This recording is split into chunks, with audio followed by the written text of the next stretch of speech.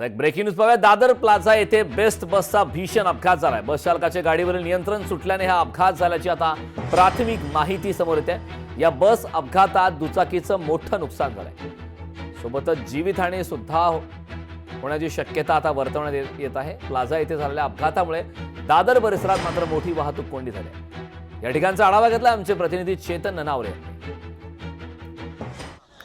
Okay, दादरच्या plaza सिनेमागृहासमोर असलेल्या वीर हुतात्मा भाई कोतवाल उद्यानासमोर आता आपण उभे आहोत आणि सकाळीच एक बेस्टची बस आहे, तिचं नियंत्रण सुटलेलं होतं, ब्रेक फेल झाल्याचा प्राथमिक अंदाज आता पोलीस व्यक्त करत आहेत। मात्र या ठिकाणी झालेल्या भीषण अपघातामध्ये आपण पाहू शकतो एक दुचाकी असेल आणि एक टॅक्सी असेल, याला या बेस्टने धडक दिली आणि या धडकेमध्ये कुठेतरी 2 प्रवासी आहेत, त्याच्यामध्ये एक दुचाकी स्वार आणि एक टॅक्सी चालक यांचा समावेश असल्याची प्राथमिक माहिती आहे। तर बेस्टचा चालक आणि वाहक हे दोघे देखील गंभीर जखमी झालेले आहेत।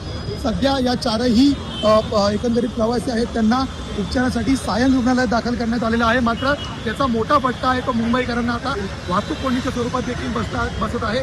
दुसरीकडे बेस्टच्या सातत्याने होणारे अपघात यामुळे बेस्ट बसच्या गुणवत्तेवर देखील आता प्रशासन उपस्थित केला जात आहे। त्यामुळे राजेश सह मी चेतन ननावरे, मुंबई। प्लाझा येथे बेस्ट बसचा भीषण अपघात झालाय, त्यानंतर मात्र मोठी वाहतूक कोंडी झालेली आहे। ही दृश्य आपण लोकशाही मराठीवरती पाहतोय, दादरमधली दृश्य आहेत, त्या ठिकाणी भीषण अपघात झाला।